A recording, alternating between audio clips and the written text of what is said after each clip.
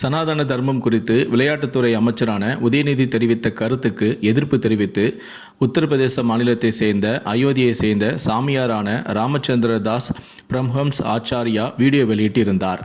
அந்த வீடியோவில் கையில் வாளை பிடித்தபடி உதயநிதி தலையை சீவி கொண்டு வருவோருக்கு 10 கோடி ரூபாய் பரிசு அளிப்பதாகவும் யாரும் கொண்டு வராத பட்சத்தில் அவரே தலையை சீவி விடுவதாகவும் தெரிவித்திருந்தார்.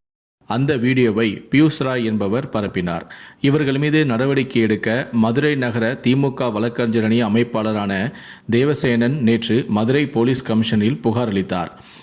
மதுரை சைபர் கிரைம் போலீசார் ராமச்சந்திர தாஸ் பிரம்ஹம்ஸ் மற்றும் அந்த வீடியோவை பரப்பிய பியூஷ் ராய் மீது மிரட்டல், அனுமதியை சீர்குலைக்கும் வகையில் அவமதித்தல், விரோத எண்ணத்தை உருவாக்குதல், கொலை மிரட்டல் உள்ளிட்ட 6 பிரிவுகளின் கீழ் தற்போது அவர்கள் மீது வழக்கு பதிவு செய்யப்பட்டுள்ளது.